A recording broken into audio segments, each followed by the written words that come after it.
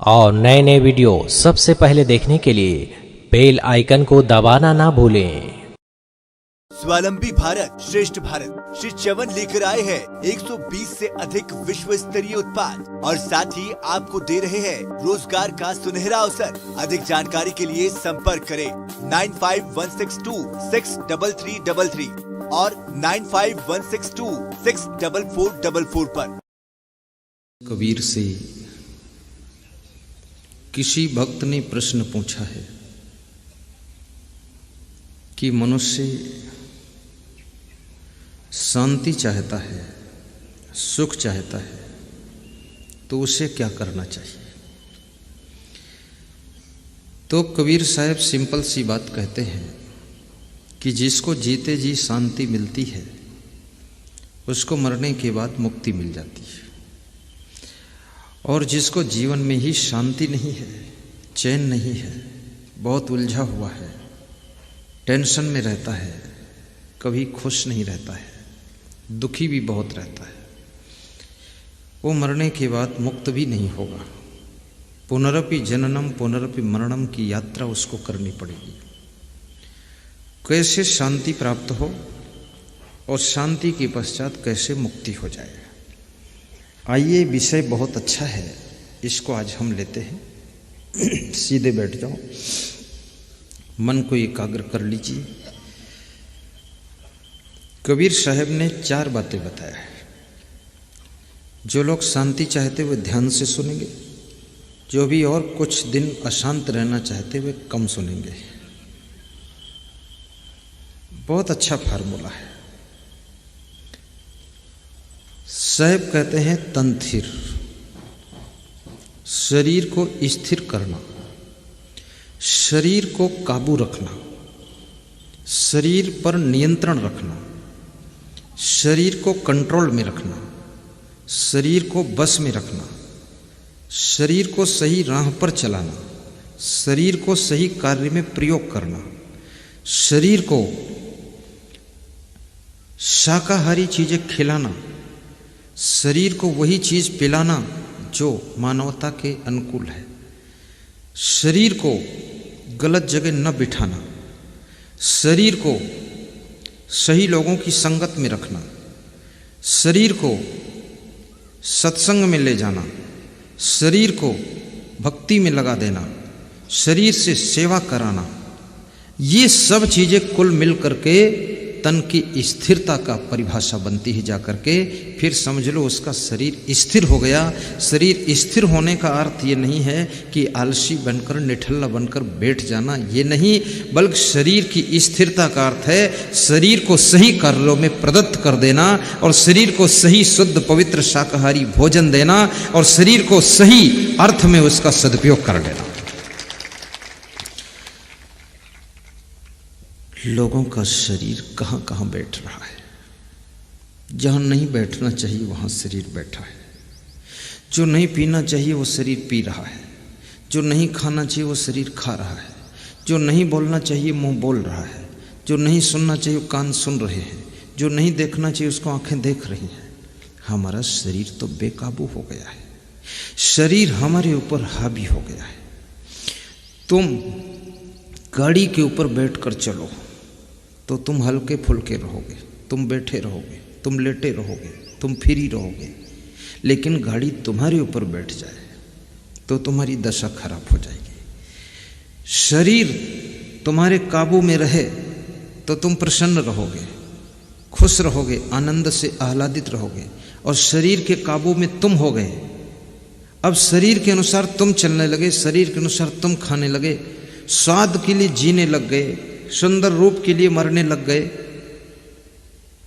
गीत संगीत के लिए तुम अपने आप को खोने लग गए, तो समझ लो तुम शरीर स्तर की जिंदगी जी रहे हो। और जो शरीर की लेवल की जिंदगी जीता है वो मनुष्य नहीं कहा जा सकता है, उसी का नाम पशु होता है, और नीचे जब गिरता तो राक्षस बनता है।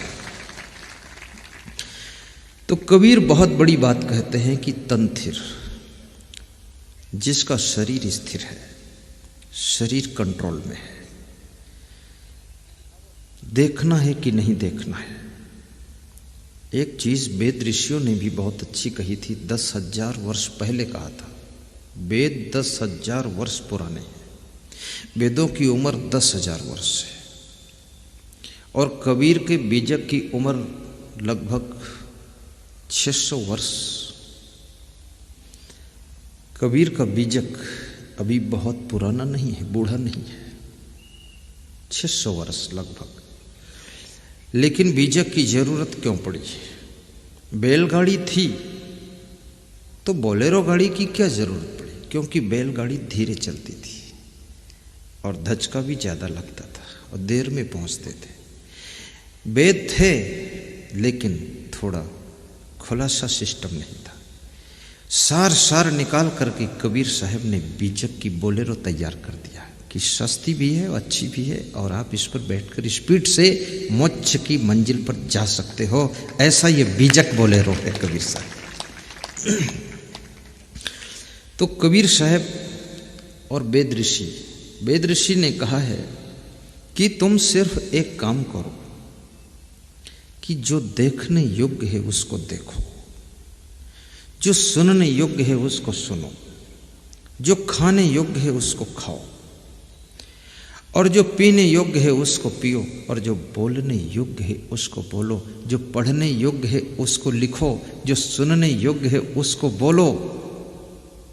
बहुत बड़ी बात कही है। जो रास्ता चलने योग्य है उस रास्ते पर चलो, जो संगत करने योग्य है उस संगत को करो, जो संगत करने योग्य नहीं है उस संगत का त्याग करो। वह संगत तो कुसंगत है, तुमको बिगाड़ने वाली है। याद रखना, कोई आदमी न बुरा होता है न भला होता है, वो 3 चीज़ों से बुरा भला बनता है। एक तो संगत से, दूसरे साहित्य से, तीसरे वातावरण से। तुम्हारा बच्चा अगर सज्जनों के घर में रहता है, भक्ति भजन वालों के घर में रहता है, तो बचपन से भजन गाना सीखता है, वो भी हरे रामा हरे कृष्ण साहिब बंदगी बोलता है। अगर आपका बच्चा गाली गलौज करने वालों के बीच में रहता है, जिसकी माँ भी गाली देती है, बाप भी गाली, भाई गाली, सासू गाली, ससुर गाली, गालिब गाली और गाली, कितनी गाली, जितनी गाली उतनी गाली, सब गाली, सब तरफ से गाली, तो वो बच्चा भी गाली देने में इतना स्पेशलिस्ट माहिर निकलता है। बहुत स्पेशल गालियाँ फिर देता है, वो डॉक्टर होता है गाली देने में, क्योंकि उसने बचपन से सब गालियाँ ही गालियाँ सब तरफ से सीखा है। ये उसके वातावरण का असर आ गया, संगत का असर आ गया। आज अगर हम भले हैं तो इसका मतलब भले लोगों की संगत हमको मिली है। आज हम अच्छे हैं, इसका अर्थ इतना ही है कि अच्छे वातावरण में हम रह चुके हैं। आज हम अगर महान हैं तो हम अच्छे साहित्य को पढ़ चुके हैं। आज अगर हम बिगड़ गए हैं, बुरे हैं, तो कोई ना कोई बुरा आदमी हमारी संगत में रहा जिसने हमको बिगाड़ा है, और कोई ना कोई वातावरण हमको गलत मिल गया है जहाँ से हमारा आचरण गलत हुआ है। गलत वातावरण आपके आचरण को गलत कर देता है, और अच्छा वातावरण आपके आचरण को सदाचरण से विभूषित कर देता है। इसलिए अच्छे वातावरण में भी रहना सीखिए, अभ्यास कीजिए। और वेद ऋषि ने एक बात और अच्छी कही, उसने कहा देखने के समय सिर्फ देखिए। देखिए, स्थिरता की बात कर रहा हूँ। देखने के समय सिर्फ देखिए, खाने के समय सिर्फ खाइए, पीने के समय सिर्फ पीजिए, और सोने के समय सिर्फ सोइए। लेकिन आदमी ऐसा करता नहीं है, इसलिए अधिक अशांत है। वो सोने के समय सोचता है, सोने के समय सोचता है।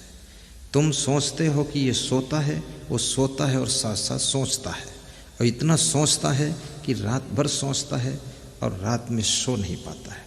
अगर रात में सोचोगे तो गहरी नींद का सुख नहीं मिलेगा, और जिसको गहरी नींद का सुख नहीं मिलता है उसका शरीर कभी स्वस्थ नहीं रहता है।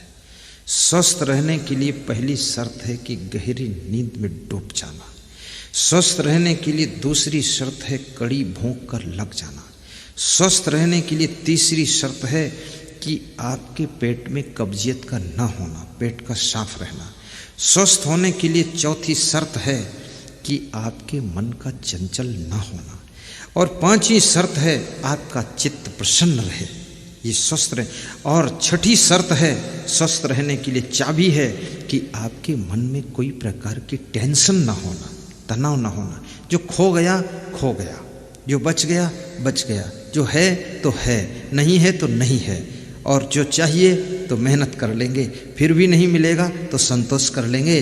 जो हर कंडीशन, सिचुएशन, पोजीशन में ऐसा डिसीजन लेता है कि अपने को सेटिस्फाई रखता है, संतुष्ट रखता है, वो व्यक्ति टेंशन से पार हो जाता है। तुम इस दुनिया में जो कुछ पाना चाहते हो सब पा भी नहीं सकते हो, और इस दुनिया में तुम सब कुछ खो भी नहीं सकते हो, और इस दुनिया के अंदर तुम हर ऊंचाई को छू भी नहीं सकते हो, और बहुत नीचे भी नहीं गिर सकते हो। तुम किसी से गरीब रहोगे तो किसी से अमीर भी रहोगे, किसी से अधिक धनवान रहोगे, किसी से अधिक तुम दरिद्री भी रहोगे, किसी से कमज़ोर रहोगे, किसी से जोरदार रहोगे, हमेशा तुम बीच में रहोगे। अगर खुशी रहना है, सुखी रहना है, प्रसन्न रहना है तो अपने से कमज़ोर को देखो और सोचो कि मैं बहुत अच्छा हूँ, बहुत कंप्लीट हूँ, तो खुश हो जाओगे। अगर दुखी रहना है, अपने को ठेस मारनी है, तो अपने से बड़े को देखो और सोचो कि मैं कुछ भी नहीं हूँ, तो आपके अंदर दुख हो जाएगा कि हम कमज़ोर हैं। यदि तुम चलते हो मोटरसाइकिल पर तो साइकिल वाले से कंपैरिजन करना कि उससे तो बहुत बेहतर हूँ, तो मुस्कुराते हुए चले जाओगे। लेकिन कार वाले से कंपैरिजन करोगे तो आपको गुस्सा भी आएगी और कहोगे कहाँ ये फटफटी के चक्कर में पड़ा हुआ हूँ। और अगर कार में चल रहे हो तो एरोप्लेन के बारे में सोचोगे तो भी मन दुखी हो जाएगा। तुम सोचो किसके लिए? जो मोटरसाइकिल से चल रहे हैं, सोचो कम से कम उनसे अच्छी मेरी कार है। पानी बरसेगा तो भीगूंगा नहीं, धूप लगेगी तो हमारे लगेगी नहीं, और कीचड़ भी नहीं लगेगा, धूल भी नहीं लगेगी। चलो पुरानी ही सही, कोई भी है, वैगन आर है या मारुति स्विफ्ट है या मारुति की ओमनी बस छोटी वाली है, लेकिन है तो गाड़ी ही। कोई पूछे तो बता दो 4 व्हीलर से आया हूँ। कौन देखता है तुम्हारी गाड़ी? कौन देखता है तुम्हारी साड़ी? कौन देखता तुम्हारी लाड़ी? कौन देखता है तुम्हारी खेती बाड़ी? खुद को देखने का टाइम नहीं इंसान के पास, तुम्हारी गाड़ी देखने कौन आएगा? ठाठ से जियो, जैसी स्थिति है उसी का आनंद लीजिए। मैं तो एरोप्लेन में उड़ता हूं तो भी खुश रहता हूं, कभी कभी ट्रैक्टर पर भी बैठता हूं। इच्छा तो नहीं रहती, लेकिन भक्त लोग कहते आओ बैठ लो गुरुदेव, इसको पवित्र करो, तो बैठ जाता हूं। कभी कभी ट्राली में भी, चलो ट्राली में। अभी तो नहीं बैठा हूं 10 साल से, लेकिन मुझे कोई अड़चन नहीं है। साइकिल पर भी अड़चन नहीं है, क्योंकि मैं तो मैं हूं। हीरा जेब में रख लो तो हीरा है, मुट्ठी में रखो तो हीरा है, सोने की डिबिया में रखो तो हीरा है। हीरा तो हीरा है, उसको कहीं रखो। गुलाब का फूल चाहे जहाँ सूंघो, गुलाब के फूल की खुशबू मिलेगी। तुम हो, हम हैं। तुम जहाँ रहोगे तुम्हारी खुशबू रहेगी। तुम चिंता मत करो। इन सब सामान के पीछे परेशान होने वाले लोग कभी सुख नहीं पाते हैं, कभी सुख नहीं पाते हैं। कितनी स्त्रियां तो साड़ी के लिए ही परेशान रहती हैं, और बाजार में जाती हैं तो देखती हैं वहाँ प्लास्टिक की औरतें साड़ी पहनकर खड़ी हैं ना, तो उनकी साड़ी देखती हैं और फिर उसी कलर की साड़ी मांगती हैं। अब बाजार का दुकानदार भी बहुत होशियार है, मार्केटिंग करना आता है। पहना कर 2-4 लेडीज़ों को खड़ा कर देता है। अब ऐसी साड़ी पहने हुई इसकी नकल करोगी, तुम भी धीरे धीरे प्लास्टिक की हो जाओगी, कोई काम की नहीं रह जाओगी। तुम्हें तो अपना घर बार संभालना है। ये केवल फैशन से कुछ होने वाला नहीं है। फैशन करो तो किसका करो?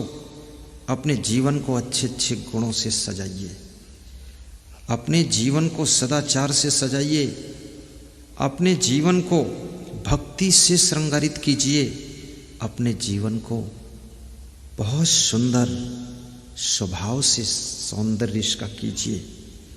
याद रखना, राम के कपड़े पीले रंग के थे, बड़े साधारण थे। राम कोई फैशन नहीं करते थे, लेकिन आज राम की महिमा कितनी है, क्योंकि उन्होंने अपने जीवन को भक्ति से सजाया था, सेवा से सजाया था, अपने जीवन को अच्छे अच्छे गुणों से सजाया था, नम्रता, सरलता, सहनशीलता से सजाया था, त्याग, बलिदान से सजाया था। इसलिए राम भगवान माने गए और उनको लोग नमन करते हैं। आप भी अपने जीवन को अच्छे अच्छे गुणों से सजाइए। याद रखना, मनुष्य का गुण सबके दिलों को जीतने में सक्षम होता है। ये कपड़े, ये सामान, इससे कोई नहीं खुश होने वाला है। केवल अपने अच्छे गुणों से अपने परिवार को जीतिए, समाज को जीतिए, मानव समाज को जीतिए, लोगों के दिलों पर राज कीजिए। आपके गुण आपको बहुत आगे बढ़ाएंगे। मानुष तेरा गुण बड़ा, मान सुनावे काज। हे मानव, तेरे गुण तुझको बड़ा बनाते हैं। तो और किसी चीज़ से बड़ा नहीं बनता है, तो अपने गुणों से बड़ा बनता है। और गुणवान बनने में कोई खर्चा नहीं होता है, फ्री में गुणवान बन सकते हो। जैसे जिस व्यक्ति में सहनशीलता का गुण है, सहनशीलता के लिए कोई पैसा थोड़े चाहिए। किसी ने थोड़ा आपको अकड़ दिखाई, आपने गम खा लिया, कोई बात नहीं। किसी ने आपको अहंकार दिखाया, आपने सह लिया, आपका समय पार हो गया। वो अकड़बाज आदमी आगे फिर किसी को अकड़ दिखाएगा तो उससे बड़ा कोई लकड़बाज मिल गया, पकड़बाज मिल गया, धकड़बाज मिल गया, तो दोनों टकरा जाएंगे। तुम इस मूर्ख से क्यों टकराओगे, चकनाचूर हो जाओगे। जाने दो इसको, अपने को बचाओ। जो किसी की लड़ाई में नहीं उलझता है वो बहुत बुद्धिमान होता है। जो अपने शत्रुओं की संख्या नहीं बढ़ाता है वो बहुत विवेकवान होता है। और जो मित्रों की संख्या भी सीमित रखता है वो बहुत समझदार रहता है। और जो लोगों को सहयोग प्रदान करता है वो महान होता है। और जो दूसरों से सहयोग लेता है वो बहुत बुद्धिमान होता है। और सहयोग लेना और देना ये इंसान की परिभाषा होती है। इसलिए सहयोग देना भी चाहिए, सहयोग लेना भी चाहिए। तो कबीर साहब कहते हैं, तनथिर, इस शरीर को स्थिर करो। आपका शरीर चंचलता न करे, शरीर आपके बस में रहे। तुम्हारे अनुसार आंखें खुलनी चाहिए, तुम्हारे अनुसार कान सुने, कानों के अनुसार तुम मत चलो, आंखों के अनुसार तुम्हारे पैर न चले, और तुम्हारी बुद्धि भी तुम्हारे बस में रहे। तन थिर। और दूसरा स्टेप कबीर कहते हैं मन थिर। मन को स्थिर करना, मन को बस में करना, मन को काबू रखना। अब ये मन बड़ा चंचल है। अभी हमारे मन संचालक नाग साहब कह रहे थे, चंचल मन गुरुदेव की वाणी से स्थिर हो जाता है। कबीर साहब कहते हैं, मन शायर मन सा लहर, बूढ़े बहुत अचेत, कहे कबीर ते बाची हैं, जिनके हृदय विवेक।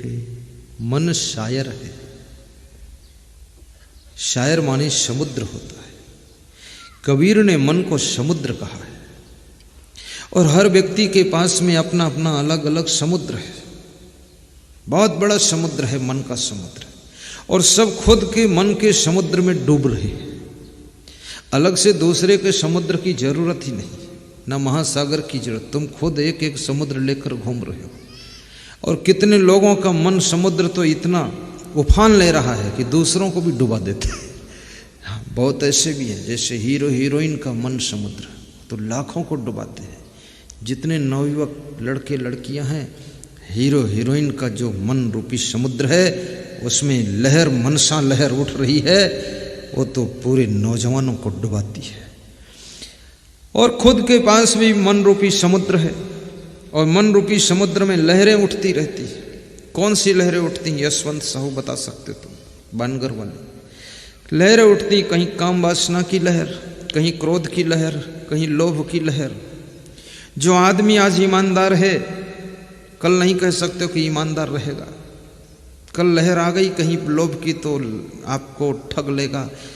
आपके साथ करोड़ों का सौदा किया है, करोड़ों वापस दिया है, करोड़ों पर मन नहीं डुला है, और किसी रोज उसका मन डुलेगा। जब लोभ की लहर उठेगी, अपने आप को नहीं कंट्रोल कर पाया तो आपकी 10 लाख लेकर भी डूब जाएगा। इसलिए याद रखना, आदमी से रोज जब व्यवहार करो तो रोज उसको परखो, तब व्यवहार करो। ये आदमी का शरीर वही नहीं है, मन वही नहीं है, विचार वही नहीं है। आदमी तुम्हारे कहते नाम तो वही है, लेकिन आदमी बदला हुआ है। इसलिए उसके साथ जब संबंध करो तब पुनः परखो, जांचो, उसके बाद डिसीजन लो, अन्यथा आदमी से धोखा खा जाओगे। अभी अमेरिका से हमारे पास में फोन आया, बोले हम तो बुरा फंस गए। हमने कहा तुम थोड़े फंसे हो, सारे लोग फंसे हैं। क्या फंसे? तो बोले बहुत बड़ा बिजनेस सेंटर था, उसको मैंने एक अंग्रेज के नाम करा दिया था। हमने कहा उसके नाम क्यों कराया? बोले वहाँ पर अगर हम अपने नाम करते तो वहाँ का रूल था कि वहाँ आपका रेसिडेंस होना चाहिए, मकान होना चाहिए। तो मेरा मकान था नहीं, मकान महंगा था, मकान खोलूँ कि दुकान खोलूँ। तो मैंने सोचा ये मेरा दोस्त है, इसको करा देता हूँ। तो उसको करा दिया। तो गुरुदेव 20 साल से विश्वास था। अभी फोन करता हूँ, फोन उठाता ही नहीं है, और उसके दस्तखत के बिना रिन्यूअल होगा नहीं लाइसेंस। अब मेरा वो तो पूरा प्रतिष्ठान बंद हो जाएगा, अब मैं क्या करूँ? तो मैंने कहा मुझसे क्यों कह रहे हो? बोले कह रहा हूँ कुछ जंतर मंतर करो। मैंने कहा जंतर मंतर वाले दूसरे बाबा लोग होते हैं। बोले जंतर मंतर में कोई दम होती? हमने कहा दम तो नहीं होती, लेकिन और बेवकूफ़ बनाया जा सकता आदमी को। अभी जितना बने हो उससे ज़्यादा बनाया जा सकता है। तो बोले मत बनाओ बेवकूफ़। तो हमने कहा तो मत करवाओ जंतर मंतर। तो बोले कुछ तो करो। तो हमने कहा कुछ क्या करूं? बोले शुभ कामना करो। हमने कहा कर दूंगा। यहाँ से पहुँचेगी अमेरिका शुभ कामना? बोले पहुँच जाएगी। तो मैंने अपने मन में सोचा कि इसका काम हो जाए। 3 दिन बाद फिर फोन आया, बोले गुरुदेव उसने दस्तखत कर दिया है। तो मैंने कहा चलो सफल करो। तो मैंने कहा उसका नाम कटवा दो और वहाँ अपना मकान खरीद लो। बोले 2 सादे कागज़ पर भी दस्तखत करा लिया हूँ, नाम कटवा भी दूंगा, मकान ले लूँगा। आदमी का मन किस लहर में कब डूब जाए। जो आज तुमसे बहुत प्रेम करता है, कल आपसे वो नफरत भी कर सकता है। जो आज कहता है कि तुम्हारे लिए जान दे दूंगा, कल उसकी बुद्धि बिगड़ जाए तो कहेगा तुम्हारी भी जान ले लूंगा। इसका नाम संसार है, और इसलिए संसार में तुम दुखी होते हो। और याद रखना, जो कभी भी चेंज ना हो, अच्छा है तो अच्छा ही रहे, ईमानदार है ईमानदार ही रहे। दुनिया का कोई भी धन जिसको लोभ लालच की लहर में डुबा ना सके, और जिसको कोई भी आकर्षण उसकी मित्रता को तोड़वा ना सके, तो याद रखना वो साधारण इंसान नहीं है, वो साधारण नारी नहीं है। वो नारी के रूप में नारायणी छिपी हुई है, वो नर के रूप में नारायण छिपा हुआ है। और उसको बहुत धन्यवाद देना, क्योंकि दुनिया में कुछ लोग ऐसे हैं जिनको कोई डिगा नहीं सकता है। वो मन की लहरों में डूबने वाले नहीं है। कोई भी वासना उनको फिसला नहीं सकती है, कोई भी आकर्षण उनको विचलित नहीं कर सकता है, कोई लालच उनको केंद्र से आउट नहीं कर सकता है, किसी प्रकार का अहंकार उनको डिस्टर्ब नहीं कर सकता है। अहंकार आता ही नहीं है। जिनको सब कुछ होने पर भी अहंकार ना हो, कुछ ना होने पर भी कोई लालच ना हो, और कितने ही सुंदर आकर्षण करने वाले लोग मिल जाएं फिर भी उधर खिंचाव ना हो, आसक्ति ना हो, और वासना को जगाने वाली बहुत सारी चीजें आमने सामने आ जाएं फिर भी जिनकी उपासना भंग ना हो, और जिनकी भक्ति और शक्ति कभी डिगे ना, वह लोग इस धरती की शोभा होते हैं, इस संसार के श्रृंगार होते हैं, इस दुनिया के उपहार होते हैं। वही लोग इस जगत को सौंदर्य प्रदान करने वाले होते हैं। और ऐसे लोग जिस घर में रहते हैं वो घर भी याद रखना तीर्थ से कम नहीं है, मंदिर से कम नहीं है। जिस गांव में ऐसे लोग रहे वो गांव सौभाग्यशाली है। जिस आश्रम में इस ग्रेट के संत रहे, आश्रम सौभाग्यशाली है। कितने संतों का भी मन डगमगा गया, लालच आ गया, आश्रम का पैसा चुरा लिया। चुट्टा है, साधु बनकर बैठा है। मैं तो साफ बोल देता हूं, चुट्टा को मैं टाइट भी रखता हूं। चुट्टा हो जाए तो समझाता भी हूँ, डांटता भी हूँ, फिर उसको रास्ता भी दिखा देता हूँ, गेट आउट हो जाओ बाहर जल्दी, तुम गुंजाइश नहीं है चुट्टा की। क्योंकि लोग हमें दान देते हैं धर्म की रक्षा के लिए, उसमें से तुम पैसा चुराते हो। तो गृहस्थों से भी गया गुजरा है नालायक आदमी। गृहस्थ आदमी मेहनत कमा करके मजदूरी करके लाता है, 10 रुपये दान दे जाता है, और उसमें से यही चोर बैठा है साथ में। वो तो दूसरे का धन पर द्रव्येषु लोष्ठवत्, जिसके लिए धन मिट्टी के ढेले के समान है। लालच ना आए, सोने के ढेर पर बैठे लेकिन 1 तोला भी सोना चुराने की इच्छा ना हो। वो मनुष्य के रूप में भगवान है। राम भगवान, कृष्ण भगवान, ये तो है भगवान, अलग भगवान है, लेकिन तुम भी भगवान बन सकते हो। भगवान बनने का चांस है, लेकिन तुम चुट्टा बन जाते तो मैं क्या करूं? भगवान बनना कोई कठिन बात नहीं है, बस निर्मल मन हो जाओ, और निर्मल मन हो जाओगे बहुत सुख पाओगे, बहुत सुख मिलेगा, हर समय खुश रहोगे। खुशी, आनंद, आह्लाद, प्रसन्नता ये किसको मिलती, कैसे मिलती, कब मिलती, कहाँ मिलती है? मैं आपको बताता हूँ कैसे मिलती है। आज मैं सुबह सुबह परिक्रमा कर रहा था गेस्ट हाउस की सड़क पर, तो हमारे साथ में सिक्योरिटी हेड साहब थे। थोड़ी देर उनको भी ज्ञान सुनाया। ज्ञान की नौका हमारे साथ ये संत थे। चैनल को सब्सक्राइब कीजिए। सदगुरु जैसा मल्लाह चाहिए, ज्ञान की नाव चाहिए, और श्रद्धा की बल्लियाँ चाहिए, आस्था के रस्से चाहिए, तब तुम बैतरणी नदी से पार हो सकते हो। तो ऐसी भूमि जहाँ पर विभिन्न महान पुरुषों ने अवतार लिया, वीरांगना लक्ष्मीबाई का भी अवतार हुआ, उस पावन भूमि पर आज ये सत्संग अयोध्यापुर में संपन्न होने जा रहा है। सदगुरु कबीर साहिब से किसी भक्त ने प्रश्न पूछा है, मनुष्य 100 वर्ष की जिंदगी जीता है, कोई 150 वर्ष भी जीता है, और कोई 10 दिन की भी जिंदगी जीकर मर जाता है, लेकिन जो 150 वर्ष जीता है उसको जो भी मिलता है उससे यही बात बताता है कि हमारी उम्र 150 साल है। वो सबको यही प्रचार करता रहता है, और उसकी उम्र का प्रचार गांव और एरिया के लोग भी करते रहते हैं, क्योंकि उस व्यक्ति में कोई ऐसा गुण दूसरा नहीं है जिसका प्रचार किया जाए। तो उम्र का ही बात बताते रहते हैं कि विशेष बात है, 150 साल का है। लेकिन 150 साल उसने कैसे जिया है? बैल की तरह निकाला है कि उल्लू की तरह बिता दिया है, कि उलझ उलझ करके रो धो कर बिताया है? लंबी जिंदगी का कोई महत्व नहीं।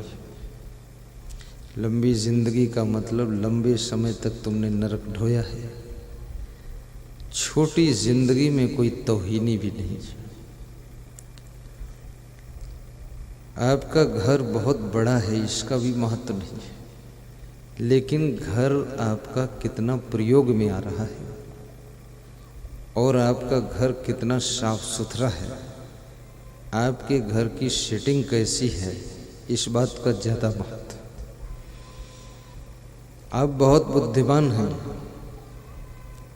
बुद्धिमानी का महत्व खाली बुद्धिमान होने से नहीं, आपने अपनी बुद्धिमानी का प्रयोग कितना किया है।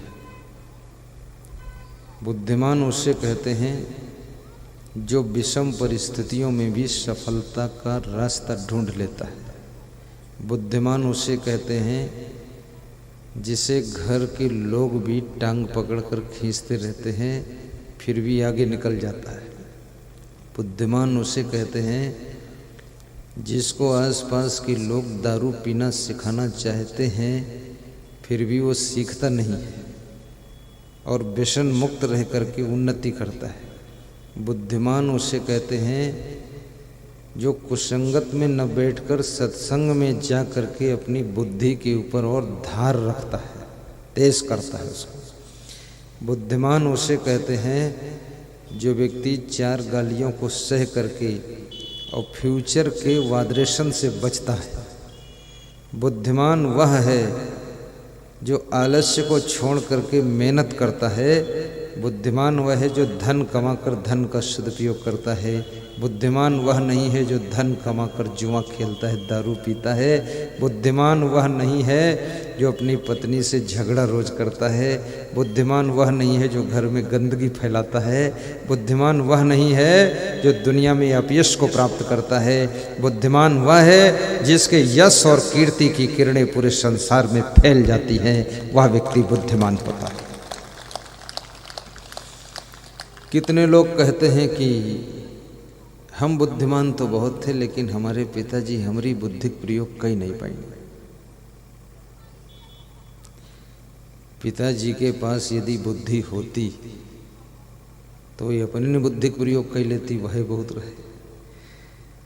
न पिता के पास बुद्धि है न तुम्हारे पास बुद्धि है। बुद्धिमान की बुद्धि का प्रयोग ये बुद्धू पिता कैसे करेगा? बुद्धिमान खुद अपनी बुद्धि का प्रयोग करे, रास्ता निकाले। बुद्धों के लिए हर चीज समस्या बन जाती है और बुद्धिमान के लिए हर समस्या समाधान बन जाती है, समाधान बन जाती है। बुद्धों के लिए 1000 बहाने मिल जाते हैं और बुद्धिमान हर बहाना को किनारे करके नया रास्ता खोलना जानता है। याद रखना, तुम कहते हो कि हमारे घर की परिस्थिति ठीक नहीं थी इसलिए हम पढ़ लिख नहीं पाए। नरेंद्र मोदी प्रधानमंत्री के घर की परिस्थिति सबसे ज़्यादा बिगड़ी थी। वो पढ़ लिख भी गए और प्रधानमंत्री भी बन गए। आज का जो प्रधानमंत्री है उसने ये दिखा दिया कि जीरो से भी हीरो बना जा सकता है। सब्जी बेचने वाला हरियाणा का मुख्यमंत्री मनोहर खट्टर, उसके बाप सब्जी का ठेला लगाते थे। उसने भी अपनी औकात दिखाई कि अच्छे गुणों में इतनी ताकत है कि सब्जी बेचने वाले का बेटा भी मुख्यमंत्री बन सकता है। अब ये भी मत समझना कि मुख्यमंत्री बनना जिंदगी की लास्ट सफलता है। मुख्यमंत्री बनकर भी शांति नहीं मिलती। छत्तीसगढ़ के मुख्यमंत्री रमन सिंह एरोप्लेन में मेरे साथ रायपुर से दिल्ली की यात्रा कर रहे थे। 1 घंटा तक बात होती रही तो बोले इसमें शांति नहीं है। शांति का रिश्ता सांसद होने से भी नहीं, विधायक होने से नहीं, मंत्री, minister, chief minister, prime minister, राष्ट्रपति बनने से भी नहीं। शांति तुम जहां हो वहीं जब समझदारी आ जाती है, विवेक आता है, विचार करने की शक्ति पैदा होती है, तो शांति का जन्म होता है। जो गम नहीं खा सकता वो कभी शांत नहीं रह सकता। जो क्रोध को कम नहीं कर सकता वो कभी सुख नहीं पा सकता। जिसका लालच खत्म नहीं हो सकता वो पाप करना छोड़ भी नहीं सकता। जो काम वासना को जीत नहीं सकता है वो बेविचार से दूर हो भी नहीं सकता है। ईश्वर भी उसे कंट्रोल करना। जो अभिमान छोड़ नहीं सकता है वो किसी को नमस्कार कर भी नहीं सकता है। अहंकार नमस्कार करने से भी रोक देता है। नम्रता सबको नमस्कार कर लेती है। सरलता सबसे प्रेम करना चाहती है। तो कबीर साहिब से ये प्रश्न पूछा गया कि लंबी जिंदगी जीने का महत्व है कि छोटी जिंदगी जीने का महत्व है। संत कबीर कहते हैं न छोटी जिंदगी का महत्व है न लंबी जिंदगी का महत्व है। तो पूछने वाले ने पूछा तो किसका महत्व है?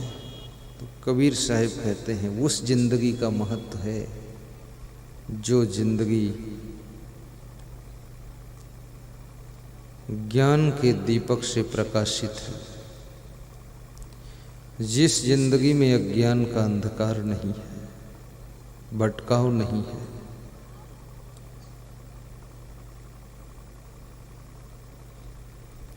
कितने लोगों का मन रात में सोते समय भी भटकता रहता है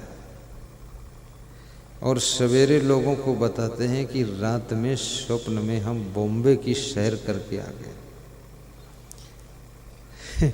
कितने लोग रात में मारपीट भी करते हैं सपने में और बहुत हफ जाते हैं, परेशान हो जाते हैं। कितने लोग रात में सपने में बहुत जोर से कोई उनको रपटाता है और भागते हैं, बहुत पसीना पसीना हो जाते, दम फूल जाता और दौड़ नहीं पा रहे। जिसको रात में सपने बहुत आते हैं, जिनको सांप के सपने दिखाई देते, तो समझ लीजिएगा कि मौत नजदीक है आपकी। जिसको मारू भैंसा का सपना दिखाई दे तो समझो यमराज जल्दी आने वाले हैं। और ये सपने तुम्हारी कल्पना से जन्म लेते हैं।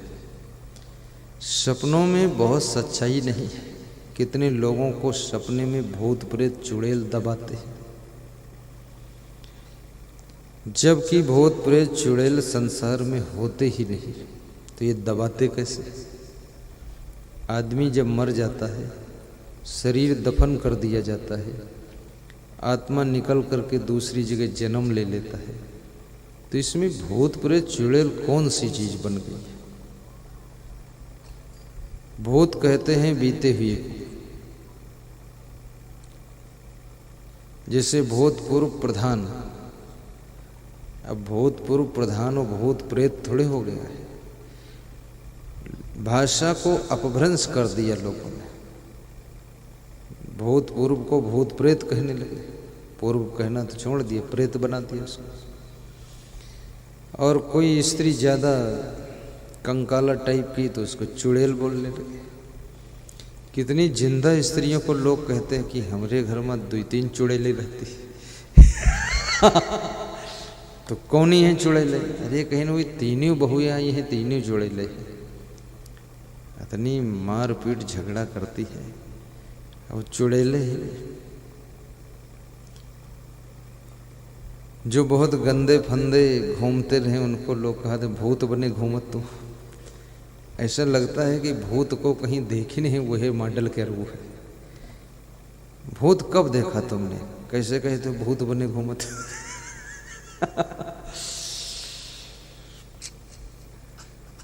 लोगों ने अपने अपने मन की कल्पना किया है। और याद रखना, ये केवल मनुष्य का भ्रम है। भरम बढ़ा त्यों लोक में, भरम बढ़ा सब ठाऊं। कहें कबीर कस बाची हो, तुम बसे भरम के गांव। कबीर साहब कहते हैं तुम भरम के गांव में बसे हो, तुम कैसे बचोगे जहाँ सब भ्रमित है, सब भ्रम फैला हुआ है। किसी ने छींक दिया, बोले आज काम बिगड़ जाएगा, रुक जाओ थोड़ा। 2 बार छींक दिया, बोले बहुत मुहूर्त हो गई, बन जाएगा। अब एक बार छींकने से काम बिगड़ जाएगा और 2 बार छींकने से बन जाएगा। तो रात में अपनी पत्नी को मूली खिलाओ और सवेरे 20 बार छींक देगी, रोज काम बन जाएगा।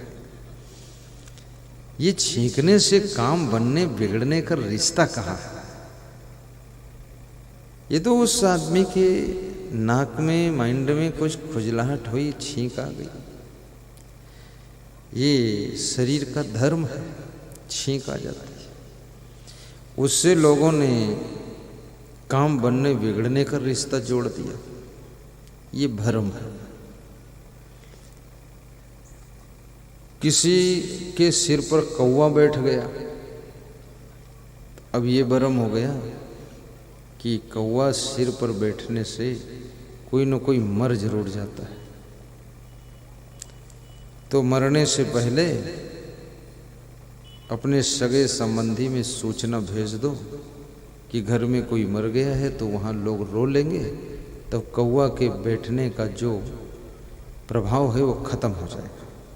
तो सूचना भेज देते हैं खास रिश्तेदारों की, और सूचना भेजते हैं तो वहाँ लोग रोने धोने लग जाते हैं। फिर आधा घंटे बाद बता देते हैं कोई मरा नहीं, कौवा सिर पर बैठ रहा है इसलिए बताया। तो वो भी हंसने लग जाते हैं कि खाम खा रोआयो। अरे बोले कौवा बैठ रहा है, जो पहले से न रोते तो मर जाते तब रोतू जाता, इसलिए थोड़े रोए। अब ये कितना बड़ा भ्रम है। कौवा के बैठने से कैसे मृत्यु हो जाएगी? कौवा तुम्हारे कर्मों को कैसे काट देगा, प्रारब्ध भाग्य को कैसे काट देगा? कौवा कोई बहुत बड़ा ज्योतिषी है जो आकर जब मौत आ गई तो बैठ गए खोपड़ी तुम्हारी? इस तरह के भ्रम बहुत फैले हुए हैं। कितने लोग 1 करोड़ का मकान बनाएंगे और उसके ऊपर एक हंडी टांग देंगे, मिट्टी की हंडी, और उस हंडी में आंखें बना देंगे, नाक बना देंगे, मुंह बना देंगे, मूछें लगा देंगे। तो उनसे पूछो ये हंडी क्यों टांगा है? तो कहते हैं कि किसी की नज़र नहीं लगेगी। तो हंडी नज़र को रोक लेगी। 1 करोड़ का मकान है, इतना ईंट पत्थर मजबूत है, उसमें नज़र लग जाएगी, और हंडी खुद इतना कमज़ोर है, ये नज़र को रोक लेगी। हंडी अगर ऊपर से गिरे तो चकनाचूर हो जाती है। जो खुद ही कमज़ोर है वो सबकी नज़र को रोक लेती है, और जो ईंट पत्थर इतना मजबूत है ऊपर नज़र लग गए तो मकान ढह जाए। कितने बुद्धू लोग हैं। अब वो हंडी ऊपर टांग रखा है, भूकंप आया, हंडी भी गिर के फूट गए और मकानों गिर के चकनाचूर हो गया, और जो हंडी टांगी नहीं उनकी खोपड़ी फूट गई। बहुत बुरी नज़र लगी। आदमी की नज़र से बच गए तो भूकंप की नज़र से नहीं बच पाए। ये सब ढोंग ढकोसला है, आडंबर, इसको कहते हैं भरम और आडंबर। हंडी वंडी कुछ मत टांगिए, ऊपर अपने गुरु महाराज की ध्वजा लगा दीजिए, लहराती रहे, पता चले धर्म का प्रतीक है ये घर, यहाँ भक्ति होती है। आज मैं गया था करनेल सिंह के यहाँ, उनके गांव का नाम तो याद नहीं है, खड़े हो, क्या नाम गांव का? हर्रैया गए थे, ताली बजा दो इनका सम्मान करो। तो ये आदमी सरदार है, सरदार हो ना, सिख, आज गुरुमंत्र लिया इन्होंने, बहुत समझदार है। सरदार हो ना हो लेकिन समझदार जरूर है। तो इन्होंने एक बरामदा टाइप से नया कमरा बनाया, उसमें गुरुजी का फोटो लगाया और दीवालों पर सब दोहा चौपाई लिखा है, और अंदर भी फोटो लगाया और लिख दिया है कबीर धाम द्वारा स्थापित बाल ब्रह्मचारी राष्ट्रीय संत प्रखर तेजस्वी असंग देव साहेब जी के आश्रम द्वारा ये संचालित भी है। अब उनके यहाँ कोई अगर जाए तो तुरंत समझ जाएगा गुरुदेव का भक्त है आदमी। और जो ज्ञान की बातें लिखी उसको पढ़ करके उसको थोड़ा ज्ञान भी हो जाएगा।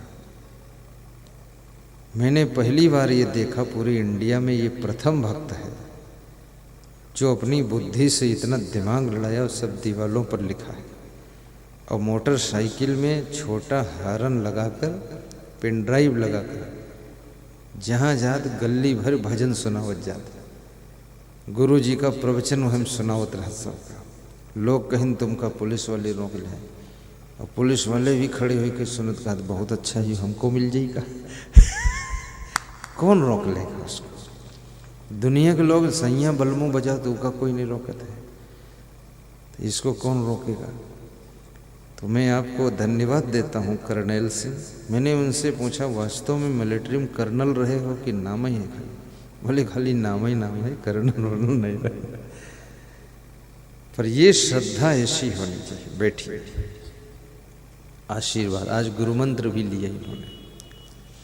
गुरु भी बनाना चाहिए, निगुरा नहीं रहना चाहिए। यदि निगुरा रहोगे, संसार में जितने प्राणी हैं उसमें मनुष्य ही एक ऐसा प्राणी है जो गुरु बनाता है। पशु पक्षी कीड़े मकोड़े न गुरु बना सकते न सत्संग सुन सकते। तो मनुष्य के रूप में भी कितने लोग पशु पक्षी कीड़े मकोड़े ही हैं, जिंदगी में न तो सत्संग सुने न गुरु बने। अगर उनसे कह दो तुम गुरु बना लो, तो कहा तो गुरु से ज्ञान तो हमरे तेरे खुद ही जाता है। तो का ज्ञान है? तो बीड़ी निकाल के जला के पिए थे, कहते बजी परम ज्ञान है। धुआं उड़ाए दिन मामूली ज्ञान। बहुत मूर्खता, बहुत अभिमान भरा हुआ है। और बताते हैं कि तुम्हारे गुरु क्या ज्ञान सुनाएंगे, उनसे ज़्यादा तो हमें तुमका सुनाई थी। उसके बाद पूछते हैं कि ये दारू की दुकान कहाँ पर है, यह ज्ञान सुनाई देंगे। तो इस तरह के अभिमानी लोग, इनका कभी कल्याण नहीं होता है, और ये जानवर से कम नहीं है। नरतन पाए विषय मन देही, पलट सुधाते विष सठ लेही। जब भगवान श्री राम 14 वर्ष का वनवास पूर्ण करके लौटे अयोध्या को, तो अयोध्या में सबके द्वार पर दीपक जल रहे थे और छतों पर भी जल रहे थे। अयोध्या पहले से ही संपन्न थी, क्योंकि महाराजा दशरथ वहाँ रहते थे। तो राजा लोग जहाँ रहते हैं वहाँ ज़्यादा मदद करते हैं, तो सबके घर वर ठीक बने थे। ऐसे तो हमारे देश में अभी भी बहुत गरीबी है, और ये गरीबी मिटेगी भी नहीं, क्योंकि राजनीतिक जो पार्टियां हैं वे साफ साफ कहती हैं कि मेरी पार्टी का हाथ गरीब के साथ। तो वे तुम्हारा साथ तभी देंगे जब तक तुम गरीब हो, इसलिए तुमको हमेशा गरीब ही रखेंगे वे, ताकि साथ देते रहे। और अमीर हो जाओगे तो अपना हाथ हटा लेंगे, फिर वे साथ नहीं देंगे तुमको। और खुद अमीर हैं वे, और कहते हैं हमारी पार्टी गरीब के साथ। और उनसे पूछो तुम, कहा हम अमीर हैं। अब गरीब के साथ हैं तो ये गरीब को मिटने क्यों देंगे? क्योंकि गरीब मिट जाएगा तो किसके साथ इनका हाथ रहेगा? तो बड़े चालाक लोग हैं, लोग समझ नहीं पाते। गरीब लोग समझते हमारे साथ ही है, तुम्हारे साथ ने तुमका गरीब यह बनाया और तुम इनकी कला जानते नहीं। अब ये हम समझाएं तो अच्छी बात नहीं, पर इसलिए समझा दिया कि यहाँ ज़्यादा लोग हैं नहीं।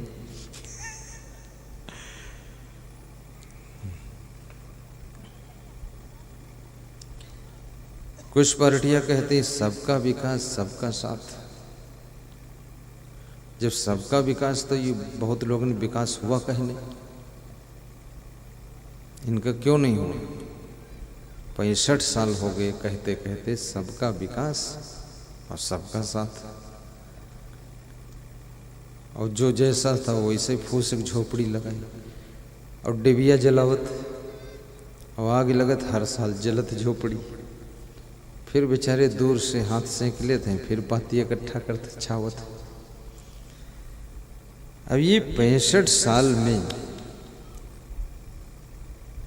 ये जो लोग कहते हैं सबका विकास सबके साथ, ये सब बताते हैं, इनके पास आधा एकड़ जमीन थी तो 500 एकड़ हो गई है, और तुम्हारे पास जौन फूस झोपड़ी रहे वो है, और सबका विकास हो रहा है। बहुत खिलाड़ी लोग हैं, इस भ्रम में भी लोग फंसे हुए उनकी बातों में। कितने पति लोग अपनी पत्नी से कहते हैं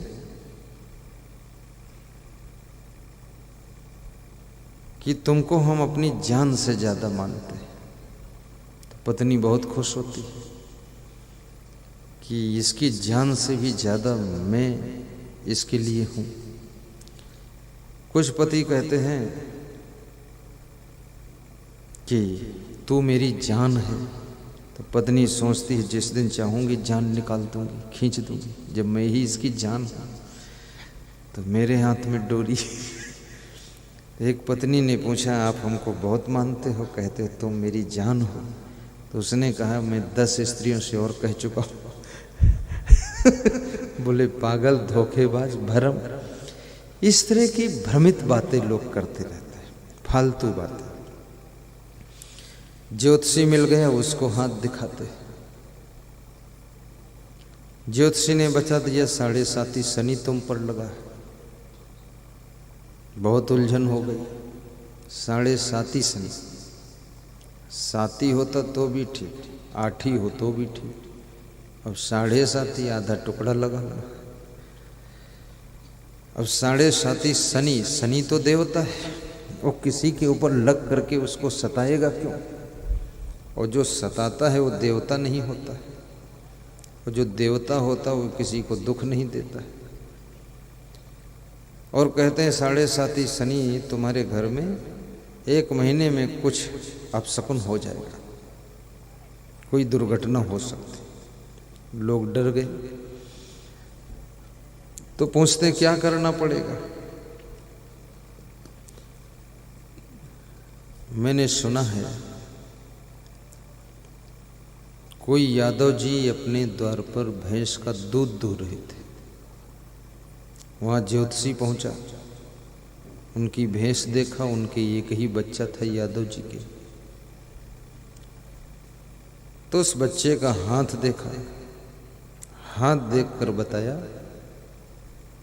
कि आपके बच्चे की सौभाग्य रेखा अच्छी है, लेकिन 7.5 शनि चल रहा है। तो यादव जी डर गए, बोले ये कैसे शांत होगा? बोले काला धन दान कर दीजिए। कुछ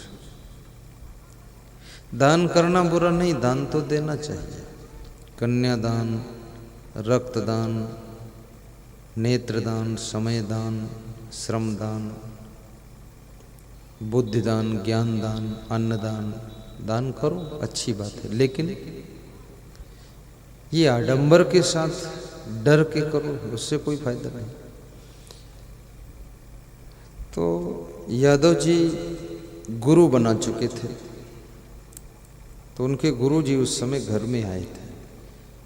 प्राचीन समय में गुरु लोग अपने चेला के घर जाते थे, 2, 4, 5 दिन रहते थे।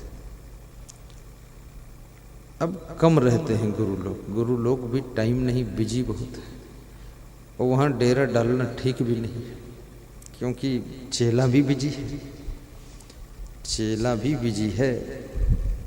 एक चेला अनेक झमेला, खेती भी करना है, दुकान भी चलाना है, रिश्तेदार भी देखना है, लड़के को स्कूल पहुंचाना है, इलाज भी कराना है, झगड़ा हुआ उसमें कोर्ट में भी जाना है, तुम वहाँ घर में डेरा डाले फालतू। अब तुमका समझ रही कि वहाँ कोर्ट मुकदमा लड़ाई, तो वहाँ डेरा डायरेक्ट न चाहिए। समय परिस्थिति के अनुसार गुरु को भी निकल लेना चाहिए। आगे बढ़िए महाराज जी।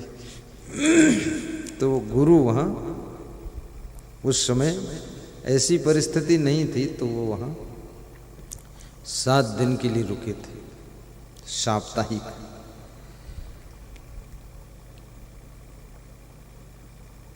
एक सप्ताह बीत रहा था तो अपने गुरु के पास गया वो यादव चेला। बोला, गुरु जी, एक ही बच्चा है और 7.5 शनि लगा है। ज्योतिषी जी बोले हैं कि 7 दिन में मर भी सकत है। काला धन दान करने को उन्होंने कहा है। तो गुरु जी ने कहा, ऐसा करो,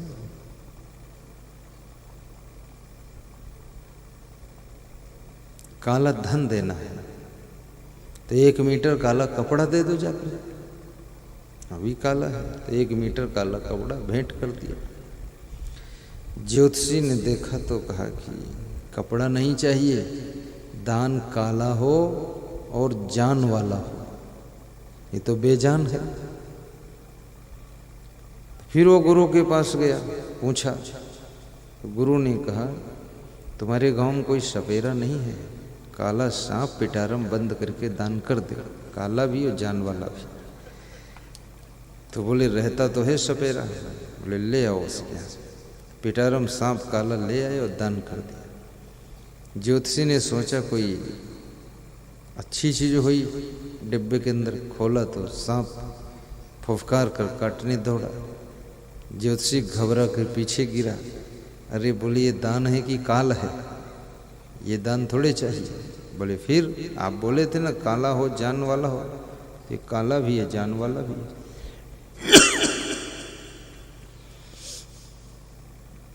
बोले, नहीं, दान काला हो जान वाला हो और साथ साथ 4 पैर वाला हो। बोले, ठीक है। गुरु के पास फिर गए, लक्षण बताया कि गुरुजी वो 4 पैर वाला भी होना चाहिए। तो गुरु ने कहा, तुम्हारे घर में बिल्ली नहीं पली है क्या? बोले, है पली, काले रंग की है। बोले, तो सब लक्षण मिल रहे हैं, जान वाली है और काली है और 4 पैर वाली, वही दे दे। तो बिल्ली ले जाकर भेंट कर दिया। तो ज्योतिषी ने सोचा, हर बार दांव खाली चला जाता है, क्या करूं? चलो फिर से। बोले, ये नहीं चाहिए दान। बोले, क्या? बोले, दान काला हो जान वाला हो 4 पैर वाला हो साथ साथ दूध वाला हो। बोले, ठीक। वो ज्योतिषी उनकी भैंस लेना चाहता था। तो ज्योतिषी भी होशियार है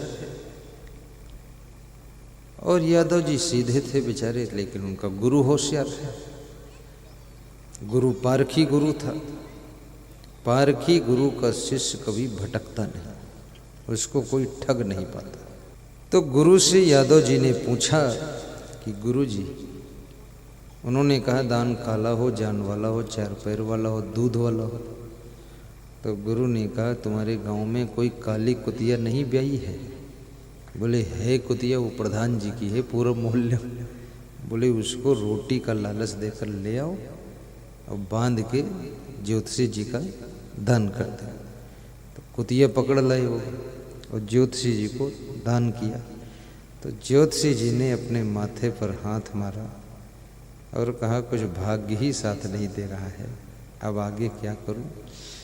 यादव जी ने कहा, ये दान काला है जान वाला है 4 पैर वाला और दूध वाला भी है। तो ज्योतिषी ने कहा, मुझे ये कुतिया नहीं चाहिए, मुझे तुम्हारी भैंस चाहिए।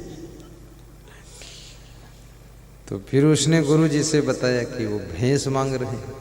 तो गुरु जी ने कहा कि उनसे बता दो, भैंस हम दान दे सकते हैं, लेकिन ये आडंबर करके नहीं देते कि 7.5 शनि के डर से हम दें। भूत प्रेत चुड़ैल मरही मशान नटवीर खबीस जिंद परिंद ओझा वेगा नाउत जंतर मंतर तंतर टोना टंबर जादू साढ़े साती, शनिश्चर, मंगल, टेढ़ा, सीधा, शकुन, अपशकुन, ये सब मिथ्या होते हैं। इसमें कभी विश्वास मत कीजिए, भरोसा मत कीजिए। कितनी महिलाओं के ऊपर बहुत चुड़ैलें आती है, उठा उठा कर पटकती हैं इनको। मध्य प्रदेश में मेरा सत्संग था, जिस गांव में ध्रुव का जन्म हुआ था, उतनवाड़ गांव। तो वहाँ एक सज्जन मुझे बोले कि थोड़ा घर चलो मेरे, तो हमने कहा चलो। तो वहाँ उनकी बहन जो है धड़ाम से गिर गई, लौटने पोटने लगी। तो हमने कहा ये क्या मामला है? बोले इसके ऊपर कोई हवा आती है। तो हमने कहा हवा? हवा जब चलती है तो सबके लग जाती है, खाली इसके ऊपर हवा थे और घर के सब बच जाते। तो लुढ़कती पुढ़कती थी। तो हमने कहा चलो हमको यहाँ से निकलने दो, इस हवा की कोई नहीं दवा है, इसकी हवा निकल जाने दो, उसके बाद समझाएंगे हम। 10-15 मिनट हवा शांत हुई। फिर हमने कहा उसको स्नान करके ले आओ यहाँ, लाए, घर भरे आए, उसको समझाया। तो वो लड़की खीसे काढ़त रहे। तो हम कहें खीसे काढ़ काढ़ पूरे घर की खीसे निकाल दे हो, अब खाम खान नौटंकी तुम करती। ये हवा कहाँ से तुम्हारे अंदर घुस गई? हवा तो टायर के ट्यूब में भरी जाती है, अब तुम्हारी भरी गई हवा ये कौन हवा, ये कौन बाटल खावा है? तो सब हंसे, वो हंसा। अब ये फालतू बात कहा तो उनके घर में कुछ हवा बया रही है। अब नाउत लोग आकर के झाड़ फूंक करते हैं, अज्जर बांधो, बज्जर बांधो, 7 समंदर बांधो, 7 गंडा नदी बांधो, और पानी वर्ष छपरा चो तो का नहीं बांधत, अज्जर बज्जर बांधत, फालतू बातें। तो ये सब ढकोसला संसार में बहुत फैला हुआ है, इस ढकोसले से बचो। और झूठा झूठा बीमारी बना बना करके अपने घर के लोगों को परेशान मत करो। और किसी को ऐसी बीमारी बन जाए और बना रहा हो, उसका इलाज मत करो, उससे बोलो मत, तुम पड़े रहने दो। छत्तीसगढ़ में एक सज्जन हमको पदरौनी ले गए, तो उनकी पत्नी आई नहीं। तो हमने कहा कहाँ है वो? कहीं 15 दिन से घर से निकलवा ही नहीं करी। तो हमने कहा तो हमें क्यों लाए? बोले तुमको इसलिए लाए कि तुम्हारे बहाने निकल जाए शायद। तो हम कहें निकलत कहे नहीं? कहीं बोले नाराज बहुत है, गुस्सा है। तो हम कहें खाती पीती है कुछ की नहीं? बोले उठती ही नहीं है, और रात में चुराए के भले खाते हुए और चुराई के स्नान करते हुए, बाकी हम देखे नहीं 15 दिन से उसका उठा था। तो हमने कहा हमको विदा कर दो, क्योंकि ये पचड़ा शांत होने वाला नहीं। मैं विदा हो गया। 2 महीने बाद पड़ोस गांव में सत्संग था, तो उनकी पत्नी वहाँ आई और फूल भेंट किया। तो हमने कहा माता जी तबीयत ठीक हो गई आपकी? कहीं तबीयत का हमारे खराब रहे जो ठीक हो जाए। तो हम 15 दिन से उठे नहीं रहो, कहीं तबीयत उन्हें खराब है जो तुम्हारे भगत हैं पति जी। हम कहें उनकी का खराब है? कहीं ऊट पटांग बोलत हैं तो हम नखरा करी थन फिर, और का है सब घर तंग है पूरा। अब ये क्या क्या लोगों के घरों में नाटक है, शांति नहीं है। फिर मंदिरों में शांति ढूंढने जाते हैं, वो मंदिर में मूर्ति के सामने हाथ जोड़कर खड़े होते, कहते तुम्हें हो माता चविता तुम्हें हो। और अपनी माँ जिसने जन्म दिया उसका कहा तुम बुढ़िया हो, और बाप का कहा तो बुढ़ऊ जब तक न मरी है तले कल्याण नहीं। और मूर्ति से कहा तुम्हें हो माता चविता तुम्हें हो। तो भगवान एक मूर्ति समझत है, जौन माँ बाप का पैदा करनी है उनका तो बुढ़वा बुढ़िया खाते हैं, और हमका माता पिता बतावत है। और वास्तव में जो माता पिता बन गए तो ये हमको कूटी बहुत है। तो भगवान तुमका कबो मिलवे न करी। भगवान समझ गया जाल तुम्हारा, कि जब इंसान के साथ में इसको व्यवहार करना नहीं आया, माता पिता के साथ में बर्ताव करना नहीं आया, तो ये भगवान के साथ कैसे बर्ताव सही कर पाएगा? जो आदमी 2 किलो वजन नहीं उठाए पावत वो 2 कुंटल कैसे उठाइए। जो इंसान को समझ नहीं पाया भगवान कैसे समझेगा। जो घर की नारियों को नहीं समझ पाया वो दुर्गा देवी कैसे समझ पाएगा।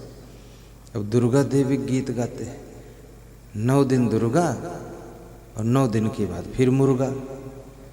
तो और फिर भजन बोलते हैं रामा रामा हरे हरे और मुर्गी अंडा घरे घरे।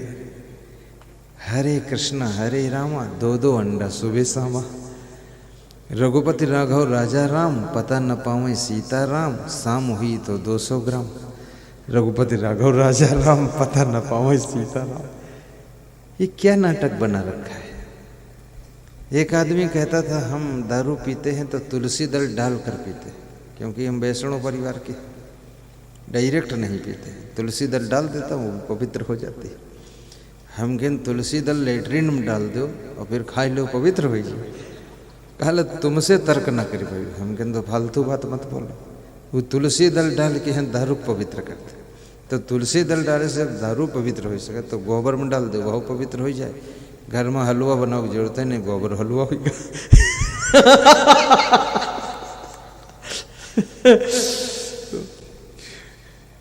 बोले कि आपसे हम बात न कर पाएंगे, ये फालतू बात है। तुलसी दल डालने से दारू का नशा थोड़े खत्म हो जाएगा। और तुलसी दल डालना ही है, दारू पीते क्यों? बोलते ये चिंता हरण टॉनिक है। अगर चिंता हरण टॉनिक है तो आज तुमने पी लिया तो तुम्हारी चिंता हर जानी चाहिए, तो फिर कल क्यों पीते हो? तो कहा था कल चिंता है तो पीते, तो चिंता है तो चिंता हरण टॉनिक पी चुके हो जब 1 दिन पहले, तो चिंता हरी क्यों नहीं? और चिंता हरी नहीं तो दूसरे दिन पिए थे, तो चिंता हरण टॉनिक नाम क्यों रखो का? तो फिर चुप है। शराब कभी मत पियो, होश में रहो, विवेक से कार्य करो, एक एक पैसे का सदुपयोग करो। धन कमाना बहुत बड़ी बात नहीं, धन कमाना बहुत बड़ी बात नहीं है। धन बचाना और धन से खुद को बचाना बहुत बड़ी बात है। जब धन बढ़ता है तो आदमी धन से खुद को नहीं बचा पाता है, क्योंकि धन से बहुत बुराइयाँ आती है। धन से 5 स्टार होटल पहुंच जाओगे, धन से व्यभिचार कर लोगे, धन से हीरोइन मिल जाएगी, धन से इंग्लिश बियर मिल जाएगी, महा ठंडी बियर। न जाने कितनी गर्मी अंदर है, महा ठंडी बियर। जानवर कोई बियर नहीं पिए, सब शांत रहते, ये बियर पिए थे। फिर उसके नाम एरिस्टोक्रेट, बैक पाइपर, हुस्की, देसी शराब, इंग्लिश शराब। हिंदी बोले कि नहीं पावते, इंग्लिश पिए बैठे। क्या लोग अजीब है। और फिर नशे में ना तो पत्नी को पहचानते न बच्चों को पहचानते, पूरा घर तबाह हो गया। और सवेरे उठते हैं जब नशा उतरा तो गांव भर में ज्ञान की बात सुनाते हैं कि संसार में है कुछ नहीं, आत्मा अमर है, ये मृत्यु लोक है जहाँ कुछ साथ जाएगा नहीं। शाम दारू की बोतल फिर ले बैठे। लोग पूछें तुम तो सुबह कह रहे हो कुछ साथ ही न जाए, कहीं जाए चाहे न जाए तो दारू तो जैवे करी साथ, स्वर्ग लोकम भी मिलेगी। दूध बेच करके दारू पीते हैं लोग, अमृत बेच करके जहर पीते हैं लोग, और अपने आप को बुद्धिमान भी कहते हैं। कोई समझाए तो कहा भगवान फिर ये सब बनाइन का है। उल्टा तर्क करते हैं कि भगवान जो उनको सब बनाई नहीं का प्रयोग करे चाहिए। बताते इसको प्रयोग करना चाहिए। तो भगवान सब नाक थोक बने नहीं, योग खई हो तुम, प्रयोग कर ले। तो फालतू बात कर करके लोग बुराइयों में फंसे रहते हैं। तो कबीर साहब कहते हैं भरम बढ़ा तीनों लोक में, तीनों लोक में भरम बढ़ा हुआ। और सबसे बड़ा भरम है सुख कहाँ है। जहाँ सुख है वहाँ सुख दिखाई नहीं देता है, ये बहुत बड़ा भरम है। और जहाँ दुख है वहाँ सुख दिखाई देता है, ये मामूली भरम है, बहुत बड़ा भरम है।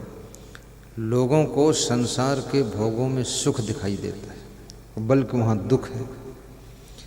आग में शीतलता और शीतलता में आग दिखाई देती है, और भोगों के त्याग में उनको दुख दिखाई देता है। गांव में जिसका विवाह ना हो, गांव के बहुत से लोग कहा देखा बेचारे का विवाह नहीं भवा, अकेले न रहेगा भाई, उसका बेचारा बताओ थे। और जिनका ब्याह होएगा, अरे कहीं ना उनका सब ठीक ठाक मामला, सबका ब्याह होएगा ठीक है। लेकिन अब जिसका विवाह नहीं हुआ वो भी बौड़म है, वो घूमत होंगी कहूँ मिल जाए, कैसे हो जाए विवाह। विवाह नहीं हुआ वो सबसे बड़ा सौभाग्यशाली है, इसमें कौन सुख रखा है। कोई भी स्त्री आज तक विवाह करने के बाद सुखी नहीं रही, और कोई पुरुष विवाह के बाद सुखी नहीं रहा, और व्यभिचार के बाद कोई बिल्कुल सुखी नहीं रहा। इसमें सुख है ही नहीं। तुम चाहे इसको 1000 बार दोहराओ, भोगत ख्वाहिश बढ़त है छोड़त बेपरवाह, त्यागत थोड़ा कष्ट है भोगत हो यथा। और हर समय कोई भोगों को भोगता भी नहीं है। आप बीमार हो गए, हॉस्पिटल में हैं, भोगों को नहीं भोग सकते। आप जेल में हैं, भोगों को नहीं भोग सकते। तो जेल में जब 1 साल तक भोगों को त्याग कर तुम रह सकते हो, हॉस्पिटल में 2 महीना भोगों को त्याग कर रह सकते हो, तो फिर जिंदगी भर भी त्याग कर रह सकते हो। काहे के लिए लफड़ा पालत फालतू बवाल। लेकिन लोगों के पास संयम नियम नहीं, मन चंचल बहुत है, कंट्रोल नहीं है, इसलिए लोग ज़्यादा दुखी होते हैं। गृहस्थ आश्रम में जो सदगृहस्थ है, सदगृहस्थ किसे कहते हैं? जिनके पास एक पत्नी व्रत एक पति व्रत का नियम है। अगर पत्नी के बच्चे नहीं हो रहे हैं और पत्नी कहती दूसरी शादी कर लो, तो शादी किया है खुशी से बच्चे के लिए, तो उसमें कोई अपराध भी नहीं है। लेकिन यदि पत्नी कहती बच्चे हो चाहे ना हो लेकिन शादी दूसरा न करो, त्याग कर दिया, कोई बात नहीं। राजा सगर के 60,000 बच्चे थे। यहाँ कोई आदमी ऐसा है जिसके 60,000 बच्चे हों? हाथ उठाओ। कोई है? इनाम मिलेगा उसको। कोई नहीं। कोई ऐसा है जिसके 60 बच्चे हों? हाथ उठाओ। कोई नहीं। कोई ऐसा है जिसके 20 बच्चे हों? हाथ उठाओ। कोई नहीं। कोई ऐसा है जिसके 12 बच्चे हों? हाथ उठाओ। कोई नहीं। एक आदमी खोपड़ी खजुआवे बद हाथ उठाइस तो हम सोचनू कि हैं शायद, कोई नहीं। अब कितने कमजोर हैं आजकल की लेडीज और पुरुष। राजा सगर और उनकी पत्नी कितनी मतलब ताकतवर होंगे, कितनी ऊर्जा होगी जो 60,000 पुत्र को जन्म दिया। अब मैं तो ये कहूँगा कम से कम 6 तो आपके होने चाहिए, आधा दर्जन। ऐसे 1 दर्जन हो तो भी अच्छा। तो लोग कहते ये खइहे का, लोग कहते ये खइहे का। जब जनसंख्या कम थी तो ये धरती माता 1 कुंटल 1 एकड़ में यहाँ गेहूँ पैदा हो रहा है। आज की तारीख में 30 कुंटल गेहूँ 1 एकड़ में पैदा होता है। एक टमाटर के पेड़ में 5 कुंटल टमाटर लगता है। गुजरात में देख लो जाकर। उस टमाटर के पेड़ को, उसको अभी तक हम पौधा कहते थे लेकिन अब वो पेड़ हो गया। तार से और रस्सी से ऊपर सब बांधते हैं और टिकानी लगाते हैं।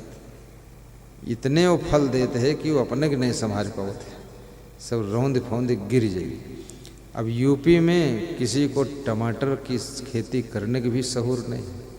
टमाटर लगाए दिन, फिर तालोस पानी भर दिन, और उसके बाद टमाटर वह बूढ़ गवा, उसके बाद फैलाए वह घुंडहा झमड़ हुई के सड़ी के, बोले कुछ रोग लग गवा है। देखिए फिर बाजार झोरा ले जाते, कहा टमाटर खरीद ली थोड़ा। अरे बुद्धि नहीं है, टमाटर खेती कैसे करी जाती है?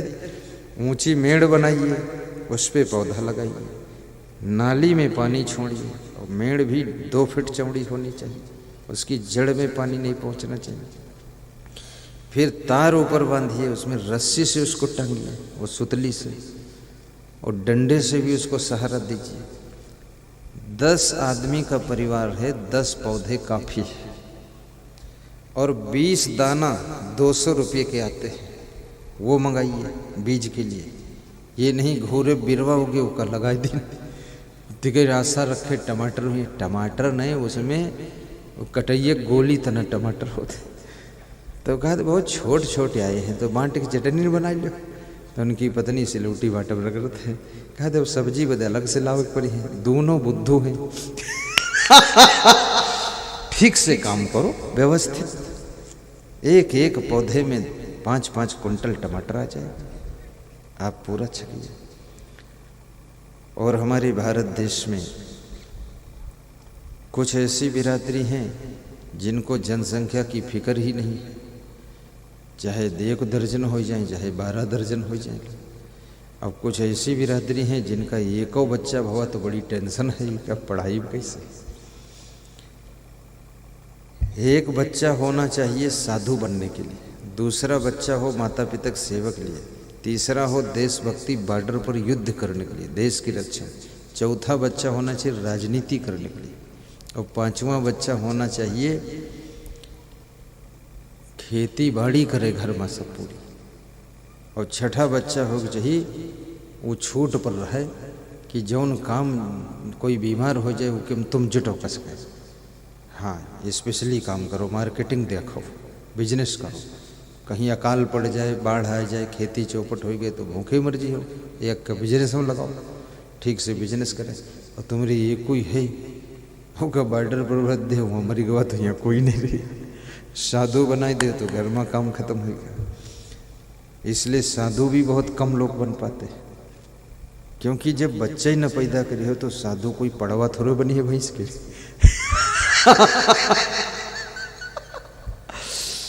तो इनकी संख्या भी पर्याप्त होनी चाहिए। अभी मैं एक गांव में गया था तो हमने एक आदमी से कहा तुम एक बच्चे को साधु बना दो। कहीं एक नहीं तुम 3 ले जाओ। कहीं हैं कितने? कहीं 9 हैं, 3 तुम ले जाओ। इनका गांठे लो, छूट दे दे, समझाओ। तो हमने कहा गांठे कोशिश करन कि बन जाए साधु, कुछ धर्म प्रचार करिए। तो वही 9 के 9 बहुड़म रहे, एक कौ नहीं गठे, क्योंकि बैल से तो बैलो ही पैदा हुई, वो शुद्ध साई कोई रही भाई नहीं, कोई दिमाग नहीं, विवेक नहीं है, समझते ही नहीं। कोई पान पुड़िया खाद, कोई तमाकू खाद, कोई बीड़ी पिए घूमत है, कोई बाल चारों तरफ कटाई से, पीछम बाहर थोड़े खोपड़ी में राखे से, रुई इतना उड़त। हम कहीं यू का बनायो, कहीं बाईपास रोड पास हुआ। बहुत नालायक, घर भर सब लड़का वैसे, कोई विवेक नहीं। आजकल फैशन बहुत विचित्र है। अभी नेपाल में हम गए, वहां भी सब ऐसे देखा मैंने। अब जो कुछ आपत्ति आती है, मार झोर वो सब खोपड़िन पर है। लेडीजें भी सब 12 महीना अर्जी हैं, कंघी और कंघा झर झर, फिर कटिंग सेटिंग डेंटिंग पेंटिंग, और फिर थोड़े टुकड़ा काट के जब झुकें तो बाहर थोड़े आगे लटकते गए, फिर उठाए कान में दर्द, फिर आगे झुकर लटकर, दिन भर यही काम करी हो कि कुछ और करैया हो। बहुत वैधी। अब उनके ही बार को देखे, अपन खोपड़ी देखे कि टाइम नहीं, तुम्हारी बार को देखे, फालतू काम करते हो। पुरुष लोग भी अभी देखें, जब ये बार आगे के लटकौती है तो पुरुष लोग चारों तरफ से बनवाई थी कि सब साफ करो, ऊपर को उड़ाओ, अपन समरियों का कुदार फरुआ चले। बहुत मूर्खता लोगों में कूट कूट कर भरी हुई है। न जाने कितनी विषय वासना है, क्या करने की इरादा है। शुद्ध नियम संयम से रहो, शांति प्राप्त करोगे। ये फैशन में कहाँ शांति। हमसे एक सज्जन ने पूछा कि तुम रोज यह कपड़ा पहनते हो का? इमा उबत नहीं होगा। हमने कहा हम इनका दिखता ही नहीं, हम तुम उबे ले मत, बस अंग ढका रहे, इमा उबे कौन का। कपड़ा रोज बदलत है, लफड़ा कबहू नहीं बदलत। ये कपड़ों में कुछ नहीं है। कुछ लोग समझते हैं कपड़ा अप टू डेट पहन लोगे तो बड़ी इज्जत बन जाएगी, इज्जत उज्जत कुछ न बनी। शंकर भगवान कबहू कपड़ा नहीं पहिरी, बाघ के खाल कमर में लपेटे घूमत, न पैंट पहिरी न अंडरवियर। और इज्जत अच्छी है, सब ओम नमः शिवाय रोज जपत है। और राम भगवान वो पीले रंग के कपड़ा पहिर के वही घूमत रहे 14 साल जंगल में है, सब उनका भगवान माने। और तुम इतनी टाइट पैंट पहिरे हो, बंदूक हो नाल से टाइट ज़्यादा है, और मानत कोई नहीं, सब समझते बौड़म जा रहा है। तो ये कपड़ा उपड़ा से कुछ हो वाला नहीं, आचरण सुधारो। कितनी लेडीज साड़ी पहनती हुई झाड़ू लगाओ चलते, सब साड़ी लथारे, और फिर वह पहिर के हैं रजाई ओढ़ के सोई गई। अब रजाई में सब गोबर लेसिन, अब रजाई को धोई, रुई धोई हो तो खराब ही। अब इतनी बुद्धि नहीं है लथारत। अरे पाँव कोई कोढ़ी है कि अंगुली कट गई है, देखा खोल दे हो तनी का हुई, तनी उठा के पहिरो। तो ये सब फैशन नहीं है, ये मूर्खता है। अब ये हीरो हीरोइन की नकल करना, हीरो हीरोइन नकल करके क्या करोगे। इस मन को फ्रेश कीजिए और इंद्रियों को बस में कीजिए और विवेक ज्ञान को प्राप्त कीजिए। विश्व में किसी कोने में आप चले जाइए, आपको दुख जागृत में नहीं स्वप्न में भी नहीं मिल सकता है, ये गारंटी के साथ मैं कहता हूं। वश्येन्द्रियम जितात्मानम धृत दंडम विकारशु पारिच्य कारणम अत्यंत धीरम श्री निर्सेवते योजितः पंचवर्गेण सहजे नातम कर्षिण आपदस्तस्य वर्धन्ते शुक्ल पक्ष योडुराट। जो अपनी इंद्रियों को वश में नहीं कर पाता है, विषयों के चक्कर में पड़ा रहता है, उस व्यक्ति के दुख आपत्तियां पीड़ा संघर्ष कष्ट ऐसे बढ़ते हैं जैसे शुक्ल पक्ष का चंद्रमा रोज बढ़ता है, ऐसे उसके कष्ट रोज बढ़ते चले जाते हैं। इसलिए स्वयं के ऊपर नियंत्रण करना सीखो। आदमी के पास कंट्रोल शक्ति कितनी है। शेर को कंट्रोल करता है आदमी, हाथी को कंट्रोल करता आदमी, घोड़े को कंट्रोल करता आदमी, गाय भैंस गधे चिड़िया को कंट्रोल करता आदमी, विषैले सांप को कंट्रोल में रख, न्योला को कंट्रोल करता आदमी, कुत्ता बिल्ली को कंट्रोल करता आदमी, गाय भैंस को कंट्रोल करता आदमी, आदमी को कंट्रोल करता आदमी। आदमी किसको नहीं कंट्रोल करता है? जब आदमी अपने आप को कंट्रोल करता है तो आदमी आदमी नहीं रह जाता है, आदमी भगवान का रूप हो जाता है। रावण भी आदमी था, खुद को कंट्रोल नहीं किया तो राक्षस कहा गया। राम भी आदमी थे, खुद को कंट्रोल किया तो भगवान कहे गए।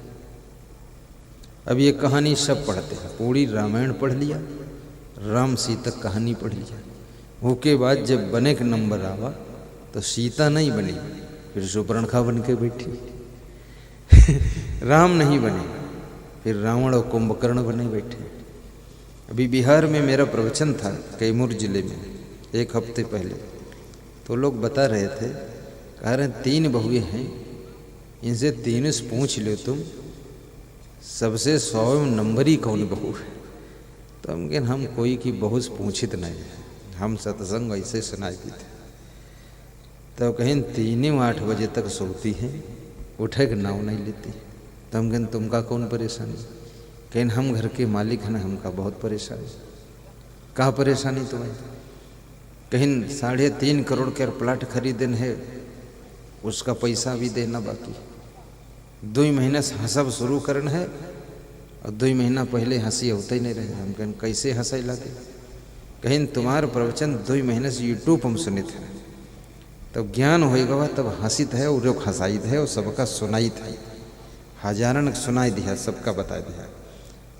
तो हम कहनी बहुवन वाली पीड़ा या नहीं मिटी? कहनी यहू पर एक दिन तुम्हारा प्रवचन आवा रहा, तब से यहू टेंशन से मुक्त हो गए। हमने कहा इनका लोरी सुनाई दो और सोई जाए, उठाई भाई ना कहीं सो भाई दो इनका। और तुम तीर्थ यात्रा चले जाओ, तीर्थ ना जाए पाओ, हमारे साथ चलो महीना खाना, ये सब उठाई लगी है अपने आप। लखनऊ के भगवती प्रसाद जी अपने बेटे से बोले कि 6 बजे उठ जाया करो और 7 बजे दुकान पर आ जाया करो। बेटा बोला हमारा टाइम रिजर्व है, हम 9 बजे से पहले आएंगे नहीं। बहुत हुआ झगड़ा, उन्होंने साइकिल उठाया, वो मेरे आश्रम आ गए। आकर के वो 10 दिन गए ही नहीं। अब जब वो आ गए तो लड़का 4 बजे उठने लगा, बहू भी उठने लगी। 4 बजे उठ के झाड़ू बहरू करके स्नान करके दुकान 5:30 बजे खोल देते थे। किराने की दुकान थी, चाय चटनी बिकत रहे। बहुत हैरान है कि फ़ोन लगाई, कहा बप्पा आए तुम रही हैं? हम कहन बिल्कुल आए हैं, 7 दिन हो गए, ले जाओ इनका, लेने के लिए आए। तो बोले अब हम तो जाइब नहीं है रही। तो हम कहन तुम नखरा खूब करे रहो, बाद हम समझाए देवे चले जाओ, खूब नखरा करें।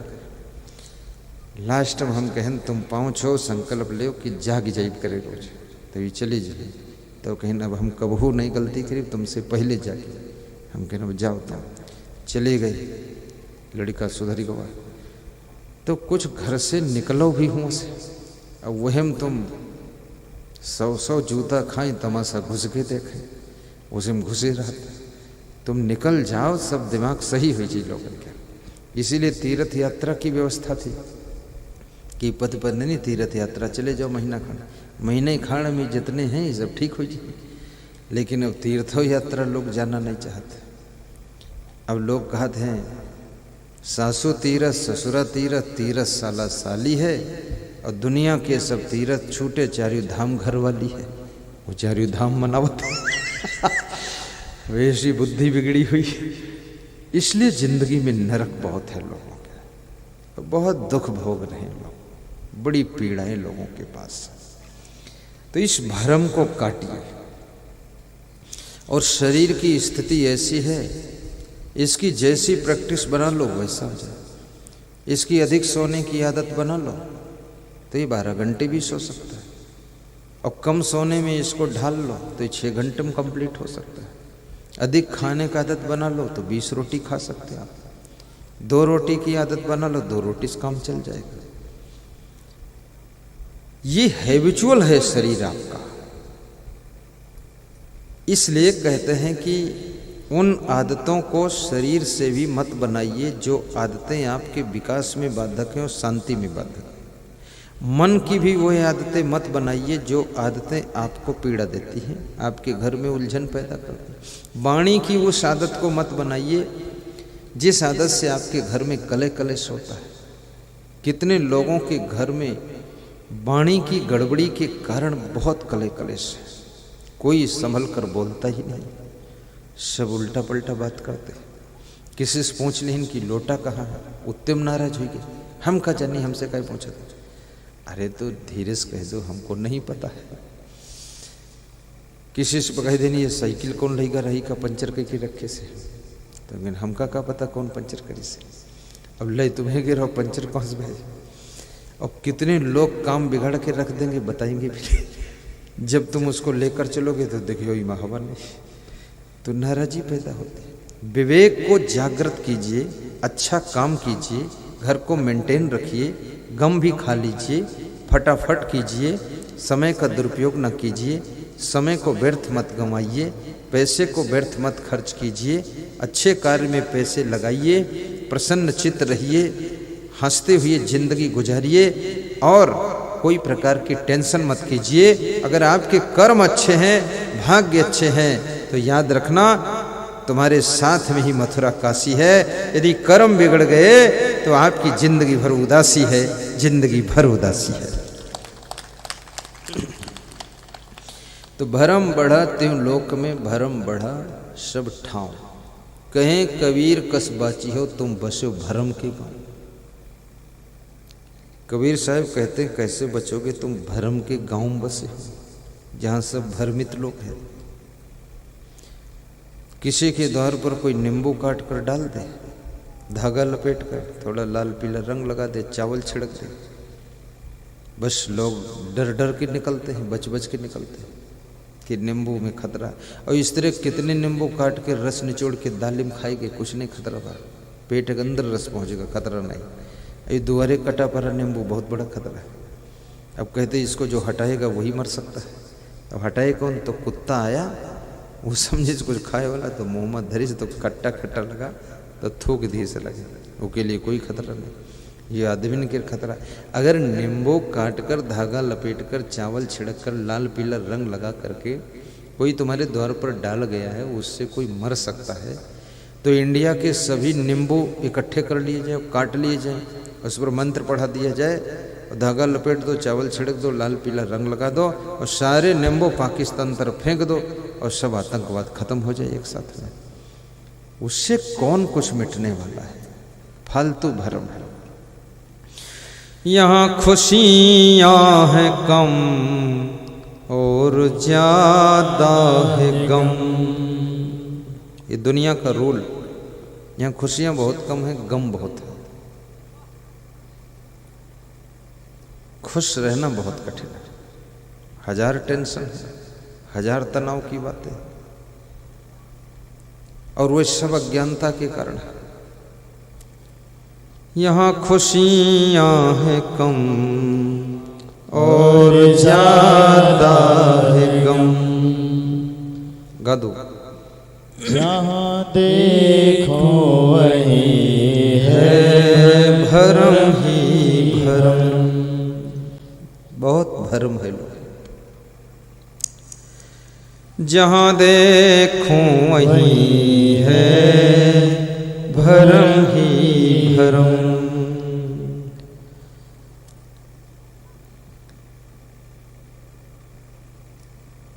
एक बहू पड़ोसी के घर बैठने गई तो सास ससुर ने सोचा ये हमारे बारे में बातें कुछ करती है, तो उसके पति से बताइए पड़ोसी घर में बैठे अपने घर के बारे में बातें कुछ बताओ।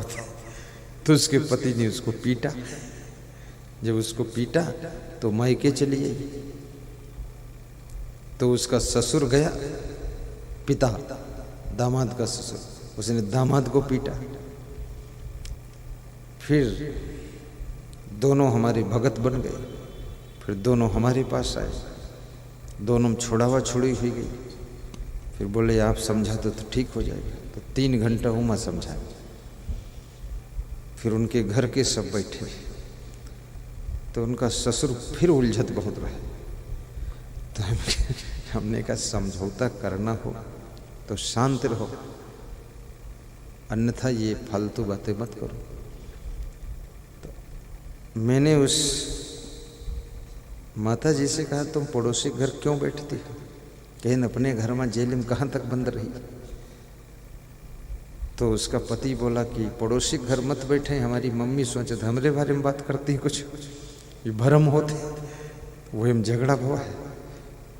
तो उसने कहा कि पड़ोसी के पास नहीं बैठेंगे, लेकिन सासू जी हमारे पास बैठे। फिर तो ये बैठती नहीं, ये पहले से नाराज रहता। मनुष्य एक प्राणी ऐसा है जो मनुष्यों के साथ बैठ करके भी बहुत इसका मन बहल जाता है।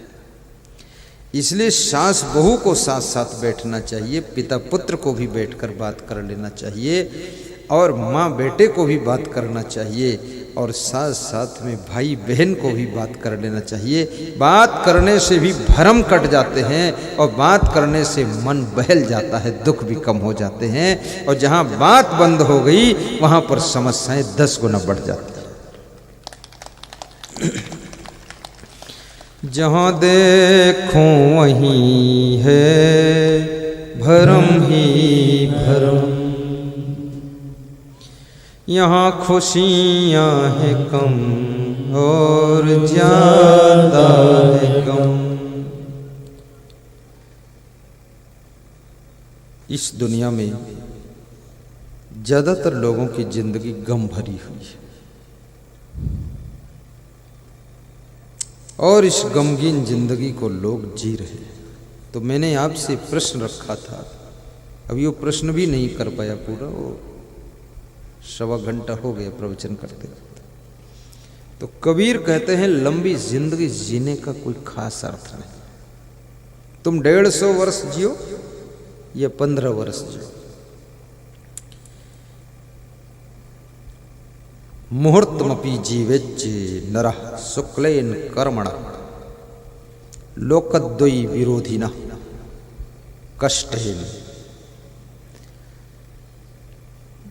तन थिर मन थिर वचन थिर सुरत निरथिर होए, कहें कबीर वह पलक ही कलब बराबर हो। जिस समय तुम्हारा तन पवित्र है, मन पवित्र है, वाणी पवित्र है, चित्त की वृत्ति शांत है, प्रसन्नता है, ऐसा जिंदगी का एक क्षण कल्पों के समान है। एक कल्प 4 अरब 32 करोड़ वर्ष का होता है। 4 अरब 32 करोड़ वर्ष। आप 4 अरब 32 करोड़ वर्ष की लंबी जिंदगी जियो, वो जिंदगी व्यर्थ है, भार है, ढोना ही है। लेकिन एक क्षण की जिंदगी, एक पलक मारने भर की जिंदगी यदि आपने निश्चिंतता, निर्भयता, आनंद के साथ में, अहोभाव के साथ में जिया है, तो ये जिंदगी उस जिंदगी से ज्यादा अच्छी। बहुत से लोग मिलेंगे तो बताते हैं हमारी उम्र 140 साल है, और तम्बाकू पीट पीट कर खा रहे हैं। तो उनसे पूछो तम्बाकू कब से खाते हो?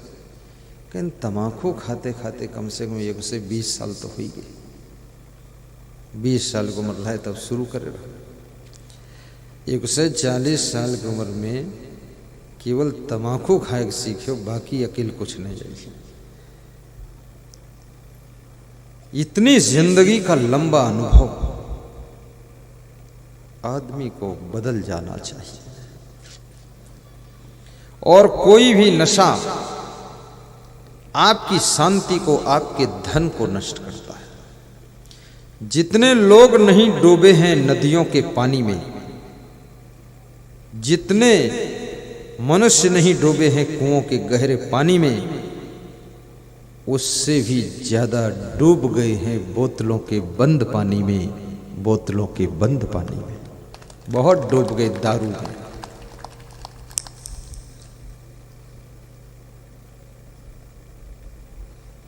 समय के महत्व को भी समझिए। तो तन थिर का अर्थ क्या होता है? शरीर को स्थिर करके बैठ जाना, ये तन थिर नहीं। हिलो डुलो ना, चलो फिरो ना और कहो कि तन स्थिर हो गया, ये तन की स्थिरता नहीं है। तन की स्थिरता का अर्थ है अब ये शरीर गलत राह पर चलकर नहीं जा रहा है। अब इस शरीर से कोई कर्म ऐसे नहीं हो रहे हैं जो पाप कर्म। अब इससे पुण्य के पथ पर यात्रा हो रही है। इन हाथों से अब धर्म हो रहा है। ये पैर अच्छी मंजिल की ओर बढ़ रहे हैं।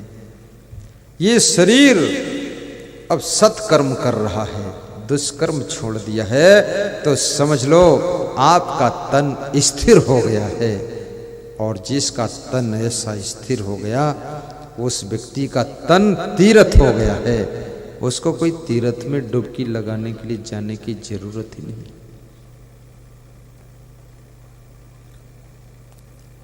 मन थिर, जिसके मन ने चंचलता छोड़ दिया है, मन प्रसन्न भी है, शांत भी है, मन हर्ष से भरा हुआ है, मन में टेंशन नहीं, तनाव नहीं, समझो उसका मन स्थिर हो गया है। और मन को जिसको स्थिर करना आता है तो उसी का मन मंदिर हो जाता है। और जिसका मन स्थिर नहीं, उसको मंदिर में ले जाओ तो मंदिर में भी वो चोरी करेगा। कितने मंदिरों से भगवान की मूर्ति चोरी हुई है। कौन चोरी कर ले गया? जानवर चुरा ले गए। चोर और पुजारी दोनों ने मिलकर भगवान को निकाल दिया। और पुजारी रस्सी में बंधा पड़ा। चोरों से कहा तुम रस्सी में बांध के डर दो और भगवान को ले जाओ, बेचो, आधा आधा हो जाए। दक्षिणा उछिणा आवत नहीं, इन्हें निपटारो। भगवान निपट गए, पुजारी रस्सी में बंधे पड़े रहे। सवेरे आए कि मंदिर वाले खोली नहीं। पुजारी कहे कि हम का करी, रस्सी में बांधे डारी के। खूब झूठ बोली से। अब ये क्या है? ये मन के अंदर लोभ भरा हुआ है। और लालच बुरी बला है, आ बला पकड़ गला नरक में ले चला। एक स्त्री छत पर चढ़ी तो उसे हलवा की खुशबू आई पड़ोसी के यहाँ से, तो गुस्सा होकर के छत से उतरी और अपने पति के ऊपर टूट पड़ी। तो पति ने कहा, मामला क्या, कभी इस तरह नहीं टूटी थी, आज क्यों टूट पड़ी? बोले, मैं छत पर चढ़ी और उतर कर आपके ऊपर टूट पड़ी। तो क्यों टूट पड़ी? तो उसने कहा, छत से झांक कर देखा तो पड़ोस में एक मोची रहता है, मोची के घर में देसी घी में हलवा तला जा रहा, खुशबू आ रही थी। तो मैंने पूछा, तो मोची की पत्नी मोचिन ने बताया कि हमारे हर दूसरे दिन हलवा बना थे। तो मेरे को गुस्सा आई अपने सेठ जी के ऊपर कि इतने बड़े सेठ, करोड़पति, और ये रूखा सूखा भोजन करते हो, अपने घर भी हलवा बनना चाहिए। तो सेठ ने कहा, नाराज मत हो, मोची की बुद्धि नहीं है, हलवा खा खा कर पैसा खराब करता है, घाटी उतरे माटी, हलवा खाए इसका फायदा। सेठ ने समझाया। तो सेठानी के समझ में नहीं आया। तो सेठ ने कहा कि मोची के घर का भी हलवा बंद करा दूंगा मैं। कैसे बंद कराओगे? बोले, रात भर बस लगेगा टाइम।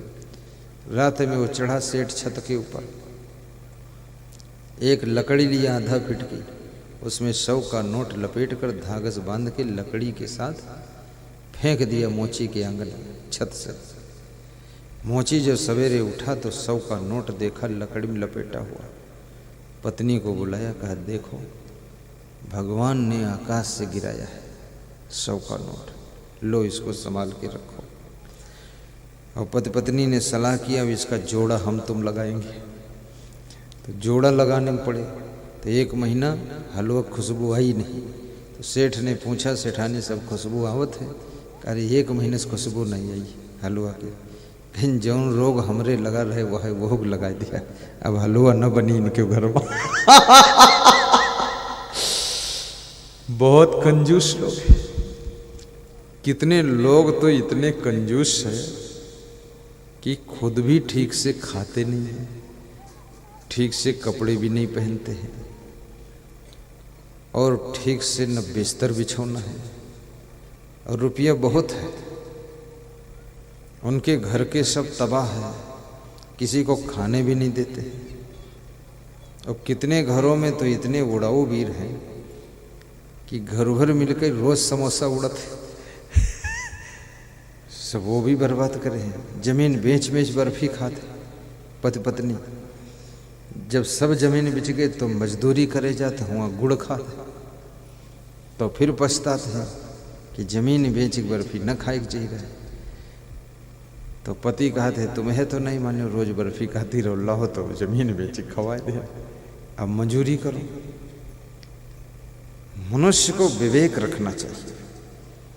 जवान को इतना चटोरी मत बनाइए कि आपकी बुनियाद खत्म हो जाए, और इतने कंजूस मत बनिए कि आप सही ढंग से जी भी ना सको।